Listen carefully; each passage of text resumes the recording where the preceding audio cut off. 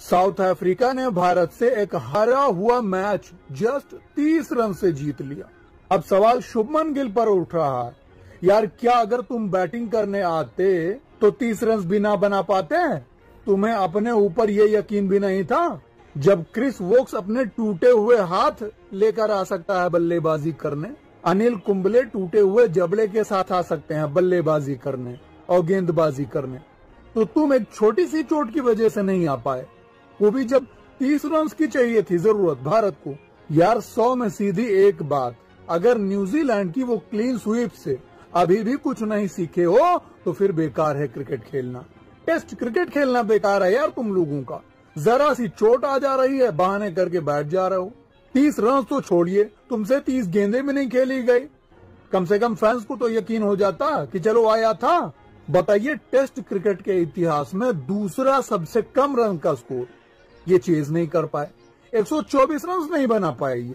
और जिस बबूमा को ये लोग इतना ज्यादा अंडर एस्टिमेट कर रहे थे, उसी बबूमा ने एक हिसाब से कह सकते हैं अकेले आकर के भारत के सामने, भारत के गेंदबाजों के सामने खड़े होकर के खेला। 55 रन बनाए थे नाबाद दूसरी इनिंग में। और मुझे पर्सनली ऐसा लगता है कि भाई उसी की बदौलत पूरी साउथ अफ्रीका की टीम भारत से 30 रनों से जीतने में कामयाब रही। यशस्वी जायसवाल जो कहते थे मिचेल स्टार्क को कि your ball comes to slow, Starc को ये चिढ़ाए थे, और अब साउथ अफ्रीका के सामने ये खेल नहीं पा रहे। न पहली इनिंग में चले न दूसरी इनिंग में, स्पिनर्स को नहीं खेल पा रहे थे, तो अब इनसे मैं क्या उम्मीद रखूं? पहले के समय में हम लोग खराब बॉलिंग की वजह से हारते थे, आज बॉलिंग अच्छी हो गई, 153 रन के स्कोर पर रोक दिए साउथ अफ्रीका को, तो उसके बावजूद इनसे 124 रन नहीं बन सके।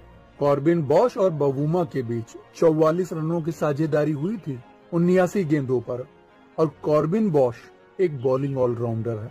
वो तो शुक्र हो अक्षर पटेल का और वॉशिंगटन सुंदर का, जिन्होंने 26 और 31 रन बनाकर करीब 67 रन जोड़े, वरना भारत 40-45 के ही अंतराल में आज ऑल आउट हो जाता और फिर से 36 रन के बाद दूसरा ये कम रन का रिकॉर्ड बन जाता। तो इस शर्मनाक रिकॉर्ड से कम हमारे 2 ऑलराउंडर्स बचाए हैं। ऋषभ पंत भी दोनों इनिंग्स में नहीं चले, तो यार भरोसा किस पे किया जाए? केएल राहुल नहीं चले, ऋषभ पंत नहीं चले, ध्रुव जुरेल नहीं चले, जिन्होंने साउथ अफ्रीका ए के खिलाफ भर भर कर रन बनाए। डोमेस्टिक में भी काफी अच्छा कर रहे हैं लगातार से। जडेजा ने तो बखूबी थोड़ा बहुत साथ भी दिया, 18 रन बनाए थे दूसरी इनिंग्स में।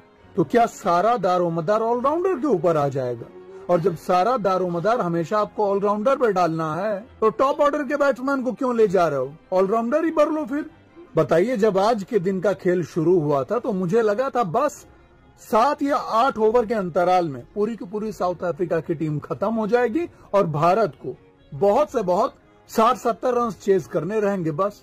लेकिन साला मैं क्या देखता हूँ, देखते ही देखते सारे विकेट इंडिया के खत्म हो गए और ये 124 रन के टारगेट को चेज नहीं कर पाए। और शुभमन गिल के बारे में मैं अभी भी दंग हूँ कि बल्लेबाजी क्यों नहीं करने आए। भाई साहब, इतनी ज्यादा भी गहरी चोट नहीं आई थी कि तुम 30 रन ना बना सको चोटिल होकर के। क्रिस वोक्स जैसे बल्लेबाज टूटे हुए हाथ के साथ रन बना सकते हैं, अनिल कुंबले जैसे खिलाड़ी टूटे हुए जबड़े के साथ बॉलिंग फेंक सकते हैं, इस डर को जानते हुए कि सामने से खिलाड़ी सीधे मार सकता है तो पूरा खत्म मामला, उसके बावजूद वो आकर के खेले। क्रिस वोक्स आज के जमाने में करके दिखाया है, और आप लोग जरा सा छींक आ गई, पाद आ गई तो बैठ गए ले जाके ड्रेसिंग रूम में, एसी में केला खा रहे हैं वहां बैठकर कि अभी जाऊंगा तो ज्यादा टूट फट जाएगा। इसीलिए मैं कह रहा हूं कि साउथ अफ्रीका की टीम एक हारा हुआ मैच जस्ट 30 रन से भारत से जीत लिया। आप मुझे बताइए कि भारत के हारने में किसका हाथ है?